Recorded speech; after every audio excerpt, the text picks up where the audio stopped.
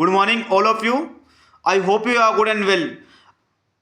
आज भारत की अर्थव्यवस्था में महामंदी का दौर चल रहा है। शेयर मार्केट धड़ाम, उसके अलावा बैंक पे बैंक डूबे जा रहे हैं। अभी हाल ही फिलहाल कुछ दिनों में महाराष्ट्र का एक बैंक डूब गया है। उसके लोगों के सारे पैसे भी अभी मिलेंगे या नहीं मिलेंगे, ये असमझ की स्थिति पैदा हो गई है।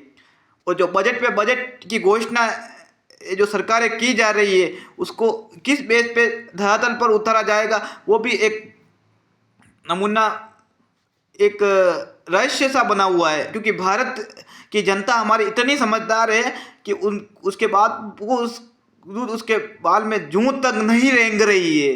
क्योंकि ऐसे वोटिंग का पैटर्न भी भारत की जनता चेंज नहीं कर रही है। और उसके अलावा इतनी खराब दुर्दशा में शेयर मार्केट धड़ाम, उसके अलावा आरबीआई भी चेतावनी दे रहा है। उसके अलावा बैंक पे बैंक डूबे जा रहे हैं। उसके अलावा भारत की अर्थव्यवस्था में जो बजट आया है, बजट भी ऐसा उद्योगपतियों के लिए जो बजट आया है, पूरी तरीके से उद्योगपति जगत के लिए ही वो बजट है। आम लोग मिडिल क्लास में टैक्स में रिबेट भी ऐसी दी गई कि आम लोग और मिडिल क्लास में इतनी इनकम ही नहीं है, उस पर टैक्स रिबेट को लेके वो क्या करेगा। बेंगलोर, बॉम्बे, पुणे में हो सकता है, मैं मान सकता हूँ कि ज़्यादा इनकम लोगों के पास हो और उनको थोड़ा सा कुछ टैक्स में रिबेट मिला हो। बट अभी जो बजट था, बजट में सिर्फ बिहार को एक विशेष राज्य का दर्जा देकर उसको जो विशेष राज्य का दर्जा भी नहीं दिया गया और तवज्जो बजट में दी गई है बस। उसके अलावा बिहार में चुनाव है, इस कारण सरकार ने थोड़ा बिहार पे ध्यान दे दिया। बाकी राजस्थान, मध्य प्रदेश, छत्तीसगढ़, उस बहुत सारे 2800 स्टेट हैं, जो बड़े बड़े राज्य हैं, जो भारत की अर्थव्यवस्था को गति प्रदान कर सकते हैं, भारत की अर्थव्यवस्था को अच्छे से चला सकते हैं। और इसके अलावा मैं मैं कहना चाहूँगा कि भारत की अर्थव्यवस्था में जो कृषि प्रधान देश है, किसानों का बड़ा योगदान है। और किसानों के लिए भी भारत की अर्थव्यवस्था में ऐसा कोई, अभी 14 तारीख को भी मीटिंग हुई थी किसानों के लिए, बट मोदी सरकार ने ऐसा कोई ठोस कदम अभी तक नहीं उठाया। वार्ता पे वार्ता किए जा रहे हैं अधिकारी और गण और दूसरे लोग, बट भारतीय किसानों को के लिए अभी तक कोई हित का निर्णय, एमएसपी की लीगल गारंटी, जो मैं भी मानता हूं कि एमएसपी पे C250 अगर किसानों को नहीं दी जाती की तो खेती एक घाटे का सौदा ही साबित हो रही है। उसके अलावा कर्जों किसान को कर्ज दिया जाए वो 0% की ब्याज की दर पर दिया जाना चाहिए। 5 या 10 लाख रुपए को किसानों को भी जैसे उद्योगपतियों के माफ़ किए थे वैसे माफ़ तो किए जाने ही चाहिए। उसके अलावा बहुत सस्ता ऋण किसानों को दिया जाना चाहिए। ये केसीसी के ऊपर 7 to 3% सब्सिडी वगैरह, ये ऐसा कुछ बहुत रेयर केस में किसान भर ही नहीं पाते लोन, और ना इंश्योरेंस टाइम पे आता है। उसके अलावा जो छात्रों के जो एग्ज़ाम होते हैं, वो भी मुद्दा मैं उठाना चाहूँगा।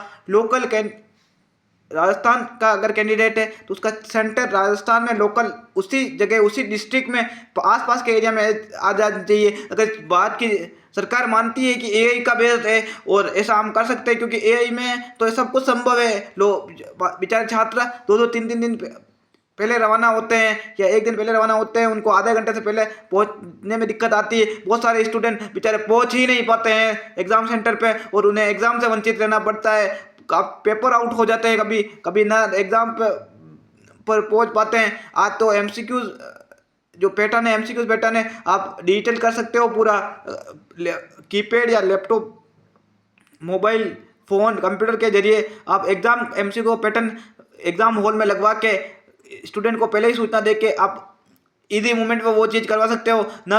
आप इसको लोकल कैंडिडेट है उसके लिए ये सारी चीज़ें चेंज कर सकते हो। इससे ये होगा कि आप स्टूडेंट का समय भी बचेगा और स्टूडेंट समय पर एग्जाम दे पाएगा और लोकल कैंडिडेट को बाहर का सफ़र नहीं करना पड़ेगा तय। और राजस्थान का है, राजस्थान को उसी डिस्ट्रिक्ट में उसके आसपास 20 या 22 किलोमीटर के एरिया में उसका सेंटर आ जाना चाहिए। लोकल कैंडिडेट के लिए लोकल स्टेट के लोकल एग्जाम हो रहे हैं, मैं उसकी बात कर रहा हूँ, उसमें ये पैटर्न चेंज करना बहुत हद तक ज़रूरी हो गया है, जिससे राजस्थान का ट्रांसपोर्ट भी लोगों का बचेगा। जो लोगों ने फ्री कर रखा है गवर्नमेंट ने, वो भी बच जाएगा। उसके अलावा स्टूडेंट को सफ़र नहीं करना पड़ेगा, तो काफ़ी हद तक ये चेंजेस हो पाएगा। और मेरा ठेकेदार एक किसानों के लिए भी अच्छी से अच्छी ऐसी स्कीमें आनी चाहिए जो खाद बीज और उसकी जुताई की पूर्ति कर सके। आज किसान की स्थिति दयनीय होती जा रही है, क्योंकि ग्लोबल वार्मिंग का इफेक्ट भी जो फेब मार्च में अमूमन मार्च अप्रैल में जो गर्मी आनी चाहिए वो फेब के अंत तक ही आ जाती है, जिससे रबी की क्रॉप के ऊपर और फसलों के ऊपर काफ़ी इफेक्ट पड़ रहा है। बारिश के का यही भी हाल है और खरीफ दोनों की सीजन की क्रॉप बर्बाद है और फसल बीमा तो कभी मिलता ही नहीं है किसानों को। मैं दोनों मुद्दे के ऊपर सरकार को ये चेताना चाहूँगा। और जो टैक्स स्लैबें आई है, टैक्स स्लैबें चेंज करने से कुछ नहीं होता, लोगों की इनकम ही नहीं बढ़ पा रही। आज महंगाई चरम पर है, चरम पर। और रेपो रेट आप गवर्नमेंट आरबीआई ने 0.25% फीसदी की कटौती की, पर बैंक करे या ना करे मैं ये नहीं कहना चाहूँगा। 0.25% से कुछ नहीं होता, कम से कम 0.75% की कटौती करनी चाहिए थी। उसके अलावा महंगाई के ऊपर रोज़मर्रा की चीज़ों में लोगों के बहुत सारे एक्सपेंसेस हो जा रहे हैं, जिससे न तो वो बचत कर पा रहा है, न वो आरामदायक जो का विलासिता की वस्तु खरीद कर पा रहा है, जिससे अर्थव्यवस्था को गति नहीं मिल रही। जब तक अर्थव्यवस्था को गति नहीं मिलेगी, जब तक भारत में अर्थव्यवस्था में मंदी नहीं कम होगी, क्योंकि अर्थव्यवस्था में गति के लिए डिमांड चाहिए और लोगों के पास पैसा होना चाहिए हाथों में। लोगों के पास हाथों में पैसा होगा, अगर किसानों के हाथों में पैसा होगा तो किसान वस्तुएं क्रय करेगा, जिससे मार्केट में फ्लुएंसी बढ़ी रहेगी और अर्थव्यवस्था को गति प्रदान होगी। भारत में अर्थव्यवस्था की गति को सबसे ज़्यादा बल देने वाला किसान ही है। जो 85% आबादी आज खेती पे डिपेंड होने के बाद भी खेती की दुर्दशा हो गई है। और स्टूडेंट के लिए तो मैं कहना चाहूँगा, राजस्थान की सरकार ने ऐसा कोई भी सरकार हो, ये जो ठोस कदम ये था जो लोकल का कैंडिडेट का ये इशू को ध्यान रखते हुए अगर सरकार इस पर ध्यान देती है तो काफ़ी हद तक छात्रों को काफ़ी मदद मिलेगी इस फैसले से। क्योंकि अगर लोकल कैंडिडेट का उसी जगह एग्ज़ाम हो और उसको जो टाइम टेबल है वो भी 20 से 25 दिन पहले आ जाए, और उसके अलावा